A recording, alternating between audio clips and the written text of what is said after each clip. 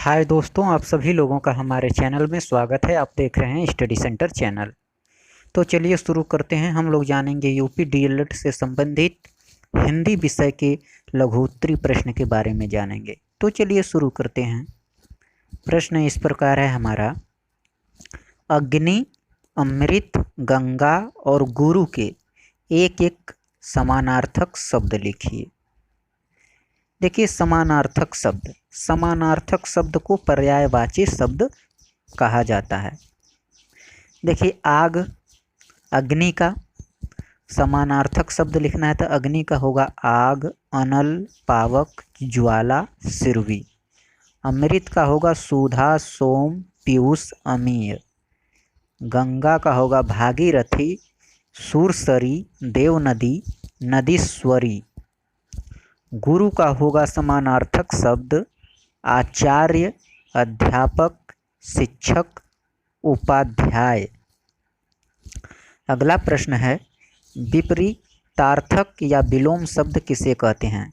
विपरीतार्थक या विलोम शब्द किसे कहते हैं? तो उत्तर होगा, जो शब्द एक दूसरे का विपरीत अर्थ बताते हैं विपरीतार्थक या विलोम शब्द कहलाते हैं। विलोम शब्द के उदाहरण निम्न हैं। विलोम शब्द के उदाहरण निम्न हैं।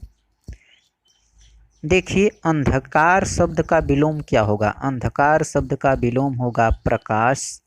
कायर शब्द का विलोम होगा वीर। यश शब्द का विलोम होगा अपयश। अमृत शब्द का विलोम होगा विष। गर्मी शब्द का विलोम होगा सर्दी। रात का विलोम होगा दिन। अपना का विलोम होगा पराया। घृणा का विलोम होगा प्रेम। राजा का विलोम होगा रंक। आदि का विलोम होगा अंत।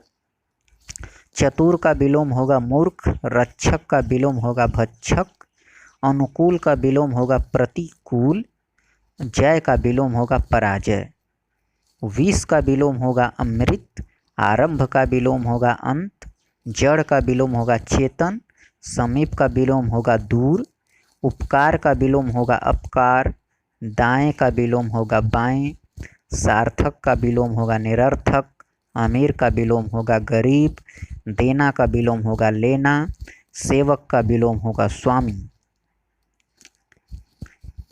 इसी प्रकार आलसी का विलोम होगा परिश्रमी और धर्म का विलोम होगा अधर्म और स्वतंत्र का विलोम होगा परतंत्र।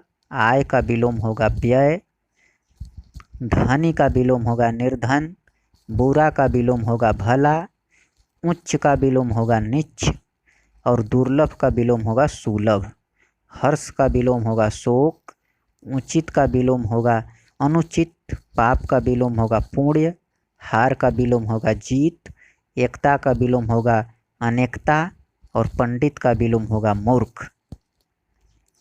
अगला प्रश्न है कि हिंदी भाषा में प्रयुक्त होने वाले किन्हीं चार विराम चिन्हों का नाम लिखिए। उदाहरण सहित स्पष्ट कीजिए। एक क्वेश्चन 2019 की परीक्षा में पूछा गया है। अगला प्रश्न है कि विराम चिन्ह से आप क्या समझते हैं? प्रमुख विराम चिन्हों का उल्लेख कीजिए। तो देखिए, विराम चिन्ह, विराम का अर्थ होता है रुकना या ठहरना। रुकना या ठहरना अपने भावों को प्रकट करने के लिए भाषा में बोलते समय या लिखते समय कुछ स्थानों पर रुकना पड़ता है। और अगर बिना रुके हम अपनी बातों को कहते हैं तो सुनने वालों की समझ में कुछ नहीं आएगा। कई बार भाव का अर्थ अनर्थ भी हो जाता है। हम उचित जगह पर रुककर अपनी बात कहेंगे तो ठीक रहेगा। इसी प्रकार लिखते हुए विराम चिन्हों के प्रयोग से न केवल भावों में स्पष्टता आती है बल्कि उनका प्रभाव और सौंदर्य भी बढ़ जाता है। उदाहरणार्थ, जैसे रोको, कामा, मत जाने दो। इस वाक्य में कोई विराम नहीं है जिससे उसके दो अर्थ प्रकट होते हैं। पहला रोको और मत जाने दो, और दूसरा रोको मत जाने दो कि रोको मत जाने दो। ये दोनों अर्थ एक दूसरे के विरुद्ध हैं। अतः स्पष्ट है कि विराम चिन्ह का वाक्य का विराम चिन्ह वाक्य का अर्थ तो स्पष्ट करते ही हैं, भाषा को सुंदर तथा प्रभावशाली भी बनाते हैं। परिभाषा क्या होगा विराम का? देखिए, वाक्य बोलते या लिखते समय विराम को प्रकट करने वाले चिन्हों को विराम चिन्ह कहते हैं। वाक्य बोलते या लिखते समय विराम को प्रकट करने वाले चिन्हों को विराम चिन्ह कहते हैं। प्रमुख विराम चिन्ह निम्नलिखित हैं। देखिए, विराम चिन्ह, पहला जो विराम चिन्ह है पूर्ण विराम। पूर्ण विराम वाक्य की समाप्ति पर इसका प्रयोग किया जाता है। प्रश्नवाचक और विस्मयादिबोधक वाक्यों के अलावा अन्य सभी वाक्यों के अंत में पूर्ण विराम का प्रयोग किया जाता है। जैसे भारत में 1 जुलाई 2017 से जीएसटी कानून लागू हुआ। दूसरा वाक्य है पिताजी अखबार पढ़ रहे हैं, इसके बाद पूर्ण विराम का चिन्ह लगाया गया है। दूसरा है आपका अल्प विराम। अल्प विराम का चिन्ह ये होता है, बोलते समय या लिखते समय जब एक शब्द को दूसरे शब्द से या एक वाक्य को दूसरे वाक्य से अलग करने के लिए थोड़ा रुकते हैं तब इस चिन्ह का प्रयोग किया जाता है। अल्प विराम का प्रयोग अलग अलग परिस्थितियों में होता है। पहला, शब्दों को अलग करने में, जैसे देखिए शेखर, कामा, रौखी, नेहा और मोहन बगीचे में खेल रहे थे। दूसरा, सब्जी वाला आलू, टमाटर, भिंडी, बैगन आदि बेच रहा है। तो इन वाक्यों के बीच में अल्प विराम का प्रयोग किया गया है। देखिए, सब्जी वाला आलू, इसके बाद अल्प विराम का प्रयोग किया गया है। फिर टमाटर, इसके बाद अल्प विराम का प्रयोग किया गया है। इसके बाद भिंडी, फिर उसके बाद अल्प विराम लगाया गया है, बैगन आदि बेच रहा है। तो ये अलग अलग शब्दों को अलग अलग करने के लिए अल्प विराम का प्रयोग किया जाता है। और दूसरा है संबोधन के बाद भी अल्प विराम का यूज किया जाता है। जैसे भाइयों, इसके बाद थोड़ा रोकेंगे, भाइयों, थोड़ा रुकने के बाद मेरी बात को ध्यान से सुनो। दूसरा है मोहन, उसके बाद रुकने के बाद तुम इधर आओ। तो संबोधन के बाद भी अल्प विराम का प्रयोग किया जाता है। संबोधन के बाद भी अल्प विराम का प्रयोग कर सकते हैं। और दो वाक्यांशों को जोड़ने के लिए भी अल्प विराम का यूज किया जाता है। जैसे रवि विद्यालय से आकर शहर चला गया। दूसरा है तुम जल्दी तैयार हो जाओ, मैंने पिताजी से पूछ लिया है। और किसी कथन को स्पष्ट करने के लिए कि के स्थान पर भी, जैसे अध्यापक ने बताया, उसके बाद विराम, पृथ्वी गोल है। माँ ने पूछा अब तक कहाँ थे। तो देखिए, माँ ने पूछा, उसके बाद रुकेंगे, इसके बाद अल्प विराम का चिन्ह लगाएंगे, फिर उसके बाद अब तक कहाँ थे। इसके बाद है अर्ध विराम। देखिए, अर्ध विराम क्या होता है? आम तौर पर अर्ध विराम दो उपवाक्यों को जोड़ता है। जब एक उपवाक्य समाप्त हो जाता है तथा दूसरे को और जैसे शब्दों से नहीं जोड़ा जा सकता, वहाँ अर्ध विराम का प्रयोग होता है। जैसे आम तौर पर अर्ध विराम दो उपवाक्यों को जोड़ता है जब एक उपवाक्य समाप्त हो जाता है तथा दूसरे को और जैसे शब्दों से नहीं जोड़ा जा सकता, वहाँ अर्ध विराम का प्रयोग होता है। देखिए, जैसे सारे देश में क्रांति की लहर दौड़ गई, उसके बाद अर्ध विराम, फिर भला स्वतंत्र कौन नहीं रहना चाहता। अगला है प्रश्नवाचक चिन्ह। प्रश्न पूछने के लिए वाक्यों के अंत में हमेशा प्रश्नवाचक चिन्ह का प्रयोग किया जाता है। प्रश्न पूछने के लिए वाक्यों के अंत में हमेशा प्रश्नवाचक चिन्ह का प्रयोग किया जाता है। जैसे रेलगाड़ी कब छूटेगी, इसके बाद प्रश्नवाचक का चिन्ह लगाया जाएगा।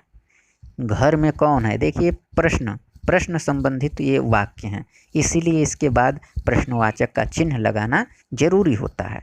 तुम्हारे हाथ में क्या है, तो प्रश्न पूछा जा रहा है कि तुम्हारे हाथ में क्या है, तो इसके बाद प्रश्नवाचक चिन्ह का प्रयोग किया जाएगा। अगला कथन है तुम्हारी कलम कहाँ है, तो देखिए इसके बाद प्रश्नवाचक चिन्ह का यूज हुआ है। अगला है विस्मयादि बोधक चिन्ह। विस्मयादि बोधक का चिन्ह जैसा कि आप चित्र में देख सकते हैं इस प्रकार होता है विस्मयादि बोधक चिन्ह। तो मन के भावों को जैसे भय, शोक, घृणा, आश्चर्य आदि को प्रकट करने वाले शब्दों में विस्मयादि बोधक चिन्ह का प्रयोग किया जाता है। जैसे हाय राम यह क्या हो गया, देखिए यहाँ पर हर्ष, अपने मन के भावों को व्यक्त किया जा रहा है। शोक, घृणा, तब वहाँ विस्मयादि बोधक चिन्ह का यूज किया जाता है। अरे तुम कब आए, छी तुम तो बहुत गंदे व्यक्ति हो, वाह कितना सुंदर घर है।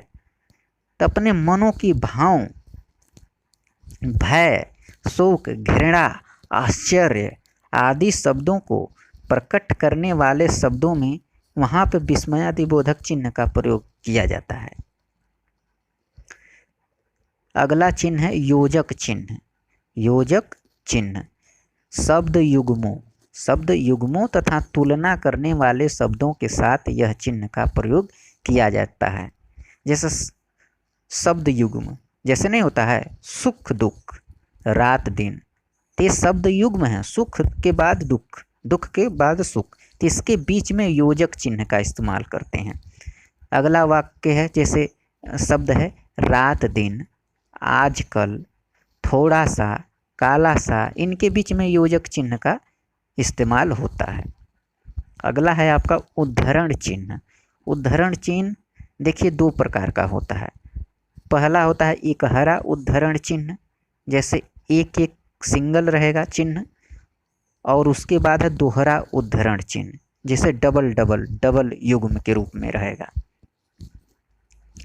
देखिए इसका प्रयोग वाक्य के अंतर्गत आए शब्द, विशेष, व्यक्ति, वस्तु का नाम लिखने के लिए किया जाता है। जैसे यह अंश हमारी पाठ्य पुस्तक, अब यह अंश हमारी पाठ्य पुस्तक ये विशेष शब्द है हिंदी व्याकरण, या किसी पुस्तक या वस्तु का नाम लिखने के लिए एकहरा उद्धरण चिन्ह का इस्तेमाल किया जाता है। देखिए हिंदी व्याकरण, तब हिंदी व्याकरण को उद्धरण चिन्ह के बीच में लिखेंगे, हिंदी व्याकरण से लिया गया है। अध्यापक ने सभी छात्रों को काव्य कुसुम, तो यहाँ पे देखिए एकहरा उद्धरण चिन्ह का यूज किया जाएगा, काव्य कुसुम नामक पुस्तक निकालने के लिए कहा। अब देखिए दोहरा उद्धरण चिन्ह का यूज कहाँ किया जाता है। दोहरा उद्धरण चिन्ह किसी वक्ता के कथन को उसी शब्दों में वैसे का वैसा लिखने के लिए इस चिन्ह का प्रयोग किया जाता है। किसी वक्ता के कथन को उसी शब्दों में वैसा का वैसा लिखने के लिए इस चिन्ह का प्रयोग किया जाता है। जैसे जो व्यक्ति कथन बोला है उस कथन को जिस तरह बोला है उसके कथन को वैसा का वैसा ही लिखने के लिए उद्धरण चिन्ह दोहरा उद्धरण चिन्ह का प्रयोग किया जाता है। जैसे महात्मा गांधी ने कहा है अहिंसा परमो धर्म, ये किसने बोला है, महात्मा गांधी ने बोला है कि अहिंसा परमो धर्म। तो अहिंसा परमो धर्म यह शब्द किसके द्वारा बोला गया है, ये शब्द पूरा वाक्य है, ये शब्दों को मिलाकर पूरा वाक्य बन जाता है। यह वाक्य महात्मा गांधी द्वारा स्वयं बोला गया है। तो इनका जो वाक्य है जो बोला गया है, ये वाक्य को हम दोहरा उद्धरण चिन्ह के बीच में लिखेंगे। यहाँ पर दोहरा उद्धरण चिन्ह का यूज किया जाता है। पिताजी ने शीतला से कहा बेटा सदैव समय का पालन करना। पिताजी ने शीतला से कहा बेटा सदैव समय का पालन करना। तो सदैव समय का पालन करना ये डबल उद्धरण चिन्ह के बीच में लिखा जाएगा। पिताजी ने शीतला से कहा था कि शीतला से कहा कि बेटा सदैव समय का पालन करना। अगला है लाघव चिन्ह। लाघव चिन्ह क्या होता है? लाघव चिन्ह मतलब संक्षिप्त। लाघव चिन्ह को संक्षेपक भी कहा जाता है और इसका यूज शब्दों को संक्षिप्त रूप में लिखने के लिए किया जाता है। जैसे पंडित, तो पंडित को हम पूरा शब्द न लिखकर हम प के आगे बिंदी लगा देते हैं तो वो हो जाता है पंडित। जैसे डॉक्टर को डॉक्टर न लिखकर डा लिख के उसके बाद बिंदी लगा देंगे। जैसे प्राइवेट लिमिटेड, तो इसको हम लिख देंगे संक्षेप में प्रा फिर ली।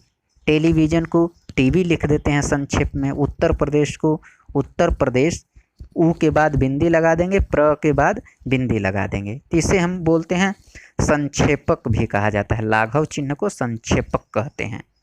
जैसे पूरे शब्दों को न लिखकर शब्द का प्रारंभ का जो स अक्षर होता है उसको लिख के उसके बाद ये बिंदी लगा देंगे तो हमारा ये पूरा अर्थ स्पष्ट करेगा। इसे संक्षेपक बोलते हैं। अगला प्रश्न है कि अवतरण या उद्धरण चिन्ह को उदाहरण सहित समझाइए। अवतरण या उद्धरण चिन्ह को उदाहरण सहित समझाइए। देखिए इसके दो रूप हैं, दोहरा और इकहरा। जैसा कि मैंने बताया आपको कि इसके दो रूप हैं, दोहरा और इकहरा। दोहरे अवतरण चिन्ह या उद्धरण चिन्ह का प्रयोग लेखक या वक्ता के कथन को उद्धृत करने में इसका प्रयोग किया जाता है। जैसे रामचंद्र वर्मा, बोलने और लिखने में दो बातों का महत्व सबसे अधिक है, एक तो अर्थ का और दूसरा भाव का। और इकहरे अवतरण चिन्ह का प्रयोग, इसका प्रयोग वाक्यों में प्रयुक्त कवि या लेखक का उपनाम, कवि या लेखक का उपनाम और पाठों का शीर्षक, पुस्तक, समाचार पत्र और पत्रिकाओं आदि का नाम लिखने में होता है। जैसे सूर्यकांत त्रिपाठी, तो सूर्यकांत त्रिपाठी निराला, तो निराला को हम इकहरे अवतरण चिन्ह के बीच में लिखेंगे। परिमल, परिमल को इकहरे अवतरण चिन्ह के बीच में लिखेंगे। क्यों? क्योंकि ये लेखक का उपनाम है। सूर्यकांत त्रिपाठी का उपनाम निराला, तो निराला तो उपनाम, लेखक का उपनाम हो या पाठों का शीर्षक हो या पुस्तक हो या समाचार पत्र या पत्रिका हो, इन शब्दों को हम इकहरे अवतरण चिन्ह के बीच में यूज करते हैं। इन शब्दों के लिए हम इकहरे अवतरण चिन्ह का प्रयोग करते हैं। जैसे अगला है कि दूसरा पाठ पढ़ो जिसका शीर्षक है उत्साह। तो उत्साह क्या है? शीर्षक है, तो शीर्षक के लिए हम इकहरे अवतरण चिन्ह का यूज करेंगे। बाल भारती, ये बाल भारती पुस्तक का नाम है, इसलिए बाल भारती के लिए इकहरे अवतरण चिन्ह का यूज किया गया है। तो बाल भारती बच्चों की पुस्तक है। अगला प्रश्न है कोष्टक को उदाहरण सहित समझाइए। तो देखिए कोष्टक का प्रयोग निम्नलिखित स्थितियों में किया जाता है। पहला है कर्म सूचक अंकों या अक्षरों के साथ। दिशाएं 4 होती हैं, पूर्व, पश्चिम, उत्तर, दक्षिण। कभी कभी वाक्यों के प्रवाह से भिन्न अथवा व्याख्यात्मक शब्दों को कोष्टक में रखा जा सकता है। जैसे भरत, दशरथ के पुत्र, बड़े तपस्वी थे। अगला प्रश्न है विवरण चिन्ह को उदाहरण सहित समझाइए। विवरण चिन्ह किसी विषय या बातों को समझाने के लिए या निर्देश के लिए विवरण चिन्ह का प्रयोग किया जाता है। जैसे संज्ञा के 3 प्रमुख भेद हैं। कौन है? व्यक्तिवाचक संज्ञा, जातिवाचक, भाववाचक। इसकी जगह प्रायः डैश से काम चला लिया जाता है। अगला है कि हंस पद को उदाहरण सहित समझाइए। हंस पद चिन्ह को उदाहरण सहित समझाइए। जब लिखने में भूल से कोई शब्द या पद बंध छूट जाता है तो उसे दिखाने के लिए यह चिन्ह लगाकर पंक्ति के ऊपर लिख देते हैं। जैसे श्याम, यहाँ पर बहुत ही छूट गया है तो इसलिए यहाँ पर हंस पद चिन्ह का यूज करके ऊपर लिख दिया गया है बहुत ही अच्छा लड़का है। तो श्याम बहुत ही अच्छा लड़का है। यहाँ पर देखिए हंस पद चिन्ह का इस्तेमाल किया गया है। अगला प्रश्न है कि लिखने की शिक्षा के उद्देश्य बताइए। लिखने की शिक्षा के उद्देश्य बताइए। लिखने की शिक्षा के उद्देश्य बताइए। तो उत्तर होगा लिखने की शिक्षा के प्रमुख उद्देश्य निम्न हैं। लिखने की शिक्षा के प्रमुख उद्देश्य। लिखने की शिक्षा के प्रमुख उद्देश्य बालक को इस बात की योग्यता प्रदान करना है जिससे कि वह अपनी भावनाओं और अनुभूतियों को लिखकर अपने शब्दों को व्यक्त कर सके। दूसरा है बालकों को लिखने की शिक्षा देने का एक उद्देश्य यह भी है कि वे लिखते समय यथास्थान या सामासिक तथा विराम आदि चिन्हों का प्रयोग करके लिख सके। तीसरा है कि बालकों ने पढ़कर, सुनकर या मौखिक भाषा के माध्यम से जिन शब्दों का अर्जन कर लिया है उनके प्रयोग करने का अवसर प्राप्त होता है और छात्र इन शब्दों का प्रयोग लिखकर कर सकते हैं। बालकों ने जिस ज्ञान को प्राप्त कर लिया है, बालकों ने जिस ज्ञान को प्राप्त कर लिया है उन्हें लिखित भाषा का ज्ञान कराकर उस ज्ञान को सुव्यवस्थित या तारतम्य रूप से प्रस्तुत करने की शिक्षा प्रदान करना और बच्चों को सुंदर, स्पष्ट तथा आकर्षक ढंग से लिखने का शिक्षा देना। अगला है स्थायी साहित्य सृजन की शिक्षा प्रदान करना। स्थायी साहित्य सृजन की शिक्षा प्रदान करना। अगला प्रश्न है कि रेखा विधि से तात्पर्य बताइए। रेखा विधि से तात्पर्य बताइए।